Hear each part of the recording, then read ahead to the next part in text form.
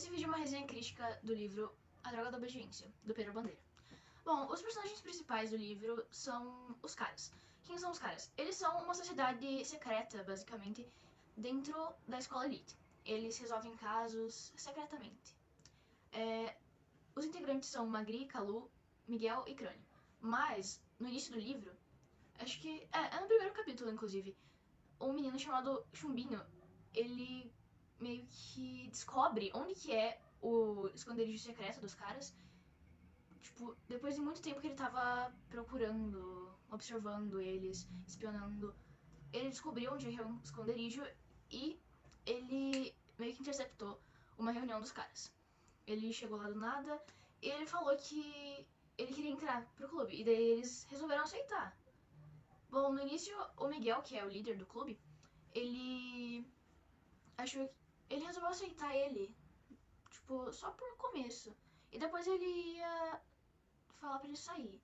Tanto que ele fez um ritual pra ele entrar, sendo que nem tinha ritual de iniciação pra ele entrar nesse clube.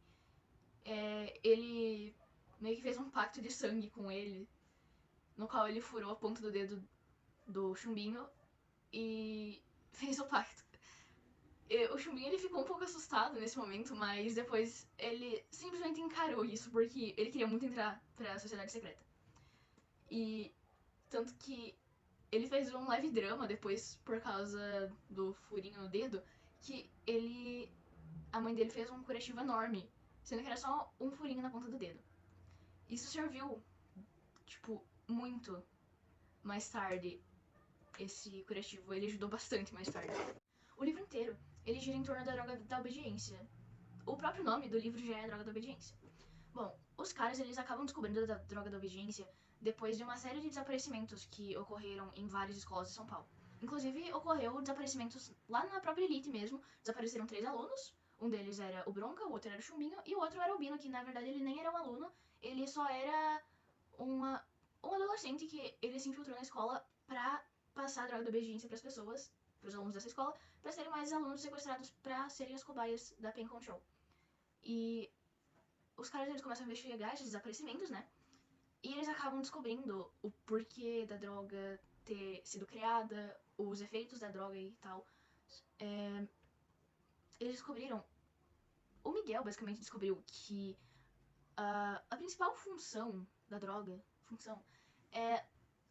era pra fazer todas as pessoas ficarem obedientes e a Pen Control dominar o mundo. Mais especificamente o Dr. K dominar o mundo, porque ele queria dominar o mundo e fazer as pessoas, a sociedade humana em geral, ser como se fosse a sociedade das formigas, onde cada pessoa tinha seu trabalho e era isso. Dois outros personagens que eles vão aparecer na trama algumas vezes, de novo, são o Rubens e o Andrade. O Andrade é o detetive, se eu não me engano, o Rubens também é detetive. E... bom, me chocou um pouco essa parte, porque assim, o Rubens, ele é apresentado como o policial bonzinho, que ele tava ali ajudando o Miguel, ele ajudou o Calu, se eu não me engano. Só que depois a gente descobriu que, na verdade, o Rubens, ele é um policial mau. Todo mundo pensava que o mal era o Andrade, porque o Andrade, ele era um pouco rude, ele era um pouco grosso, sabe? Mas, na verdade, ele era o bom.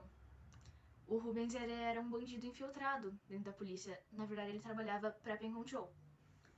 E, nossa, isso me deixou muito chocada quando eu vi, porque o Calu, se não me engano, ele tinha entrado na polícia, lá na delegacia, pra conseguir falar com o Marius Casperides, que ele tinha se fingido de bandido pra conseguir fugir.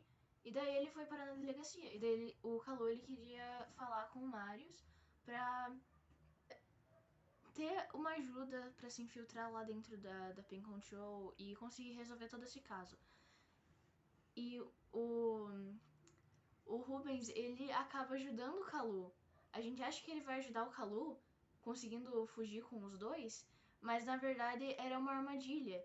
E o Calu acabou sendo preso e levado pra Pen Control. Quando ele tá dentro do camburão, ele percebe, peraí, eu não falei pro Rubens onde que é a Pen Control, qual é o endereço. E, nossa, ele se sente muito burro nessa hora. E o Andrade, eu pensava que ele ia ser o policial que ele não ia gostar muito dos caras, né? Mas na verdade, depois no final, ele era como se ele fosse um pai pra eles. Porque ele ajudou, ele cuidou deles, ele deixou eles salvos. E ai, eu adoro o Andrade, nossa, ele é muito legal. E eu pensava que ele ia ser o policial chato. Eu gostei bastante da trama do livro porque, tipo, te prende na história, sabe?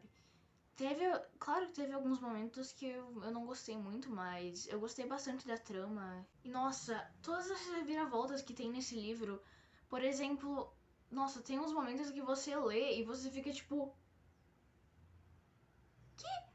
Porque é umas reviravoltas que, tipo, nossa, eu fiquei chocada quando eu descobri quem que era o Dr. QI. Porque eu não fazia ideia, eu não tinha raciocinado ainda que podia ser o diretor da escola Elite. Nossa, eu nem tinha pensado nessa possibilidade, eu tinha até esquecido um pouco da existência dele. E nossa, eu fiquei em choque quando eu descobri isso. Eu parei e pensei. Eu achei assim, a linguagem que foi usada no livro foi boa, porque é fácil de entender, é fácil de você compreender o que ele tá tentando falar, enfim. E outra coisa que eu achei incrível é as estratégias que todos os integrantes dos caras criaram ao longo do livro. Por exemplo, o jeito que o Chumbinho mandou aquele bilhete pra eles identificarem, pra eles descobrirem basicamente sobre a droga da obediência, que ele pegou um filetezinho de papel minúsculo e escreveu códigos.